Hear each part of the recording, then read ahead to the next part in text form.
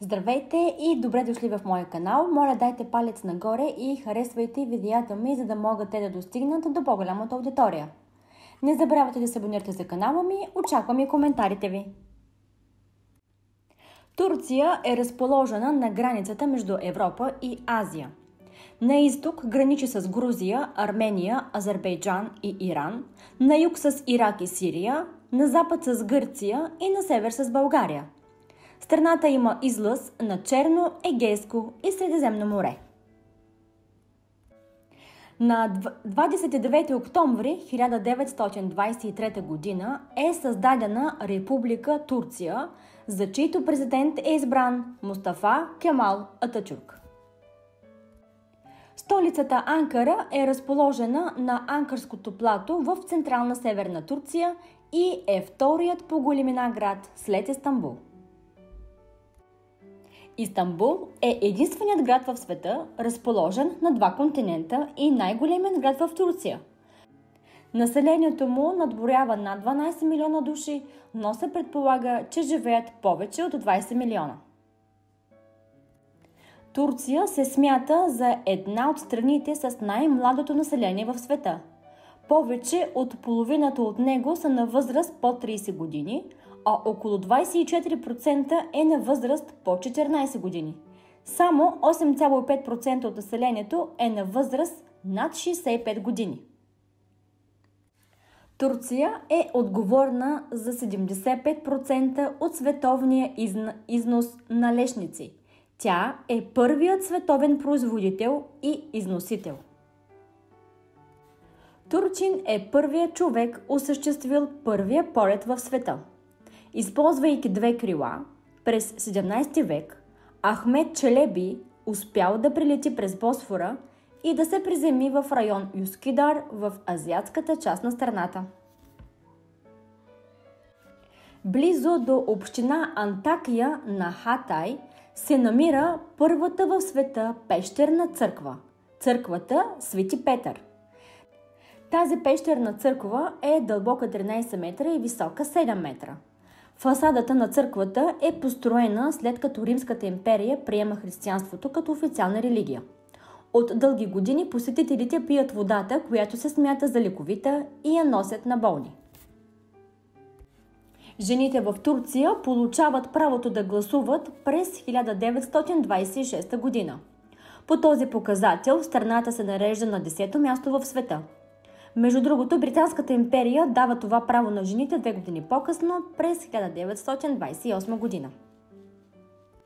Смята се, че Марк Антоний подарил на Клеопатра малък остров близо до югозападното крайбрежие на Турция, който по-късно бил наречен островът на Клеопатра.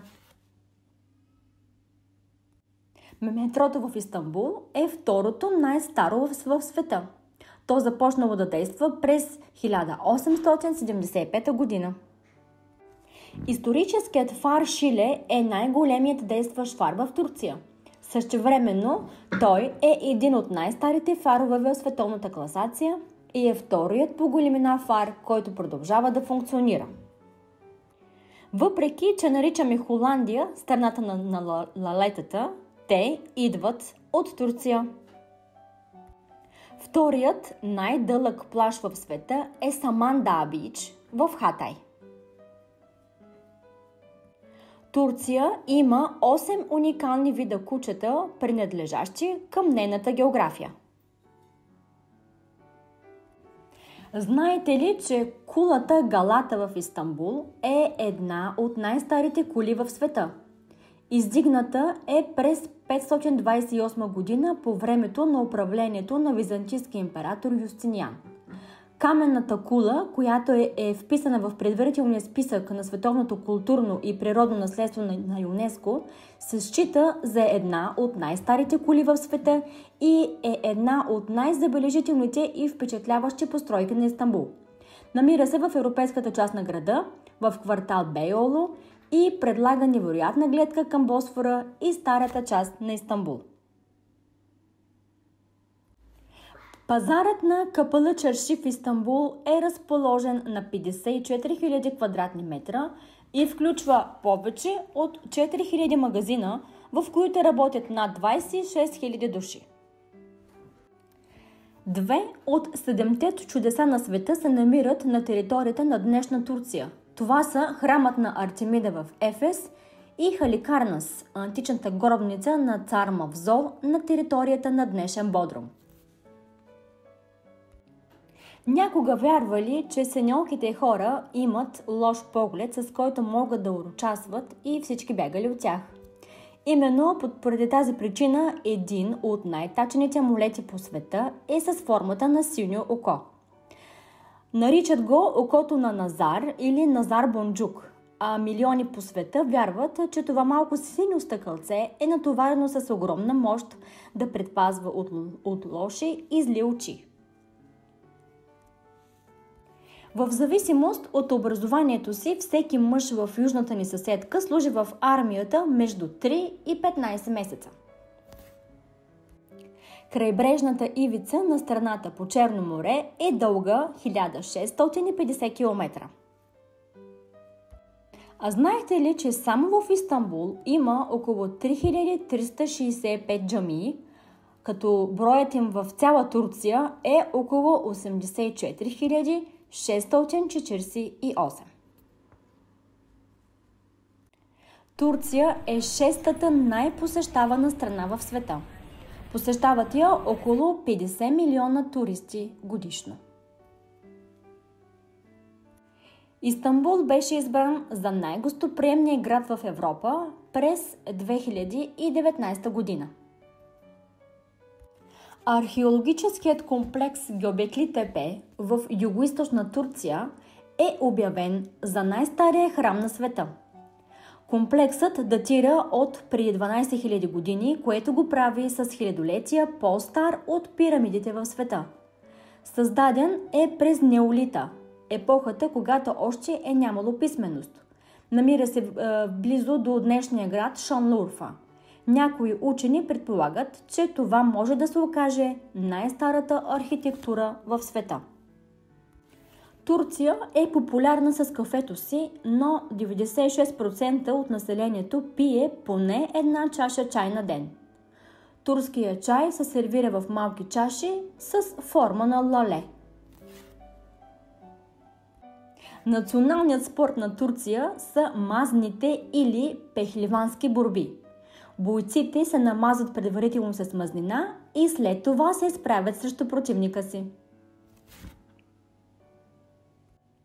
40-годишният Султан Кьосен държи рекорда на Гинес за най-висок мъж в света с ръст от 2,51 метра вече 13 години. Султан притежава и най-големите ръце. Педята му е 27,5 см, както и на най-дългите стъпала – 36,5 см. Богатата и разнообразна храна на тази дестинация до голяма степен се дължи на нейния пейзаж. Плата и равнини с плодородна почва, образувани от вече изчезнали вулкани, покрити с сняг, планини и бързо течащи реки. Има много известни турски ястия, а ето и някои от тях. Симит продава се навсякъде. От уличните търговци, носещи кошници или бутащи колички, пекарни, кафенета, на трамвайни, влакови спирки и метростанции, та дори и в фериботите се продават. Смята се, че симитът е създаден в кухните на двореца на Сулейман Великолепни през 1500 година. Лахмаджун, или това е като турската пица.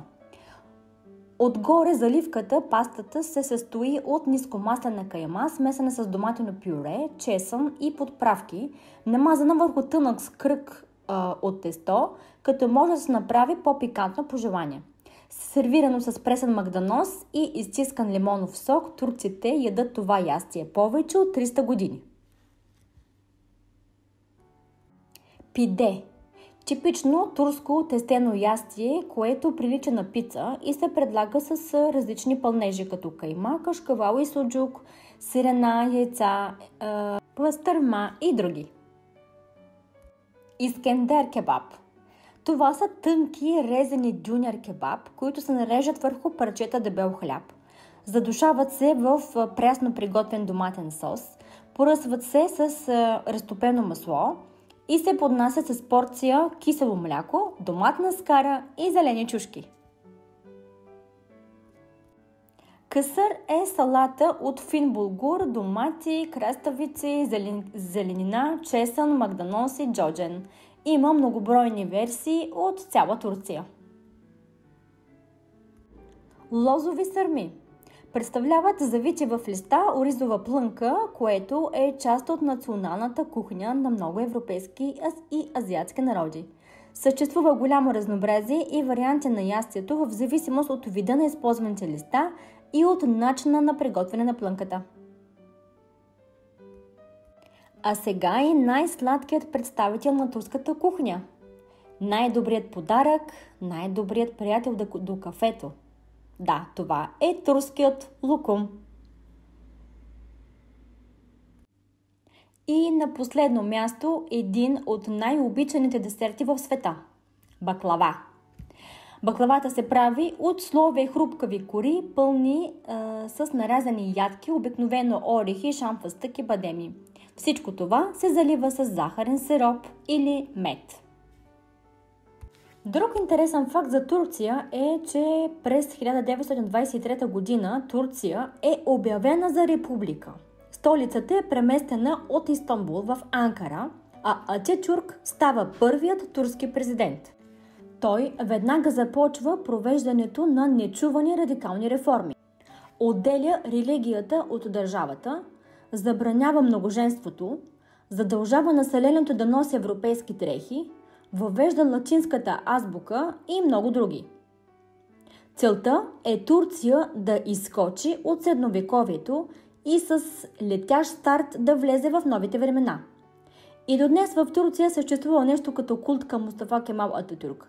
Безброй негови бюстове украсяват паркове и други обществени места и като почти във всеки офис в Турция виси портрета на Ататюрк.